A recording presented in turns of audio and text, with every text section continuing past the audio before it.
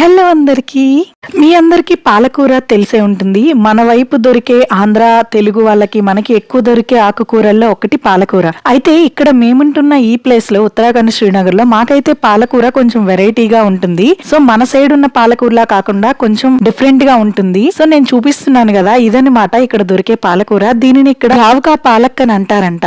అంటే ఇక్కడ కొంచెం ఎత్తు ప్రదేశాల్లో లేదంటే కొంచెం పంటలు పండించే వాళ్ళు రైతులు వాళ్ళ ఇంటి దగ్గర ఇవన్నీ పండించుకొని మార్నింగ్ టైం మార్కెట్ కి వచ్చేసి డైరెక్ట్ గా రైతులే డైరెక్ట్ గా వీటిని అమ్ముకుంటారనమాట.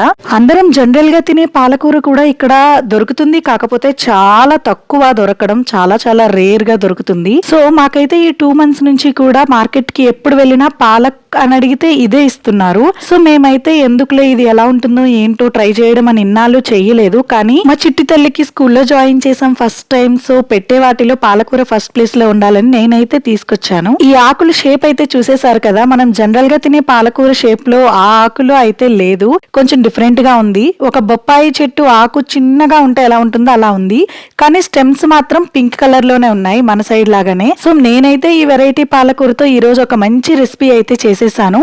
ఆ రెసిపీ కోసం అయితే ఈ వీడియో కింద లింక్ క్లిక్ చేసి మొత్తం చూసేయొచ్చు. చాలా సింపుల్ అండ్ ఈజీ రెసిపీ, అలాగే చాలా టేస్టీగా వచ్చింది. దాంతో పాటు ఇందులో ఉన్న హెల్త్ బెనిఫిట్స్ కూడా మొత్తం నేను ఆ వీడియోలో క్లియర్ గా ఎక్స్ప్లెయిన్ చేశాను. లింక్ క్లిక్ చేసి మొత్తం వీడియో చూసేయండి. మొత్తానికైతే ఈ పాలకూర టేస్ట్ అయితే మాత్రం నిజంగా చాలా బాగుంది. రెగ్యులర్ గా తినే పాలకూర కంటే కొంచెం డిఫరెంట్ గా ఉన్న టేస్ట్ అయితే నిజంగా బాగుంది.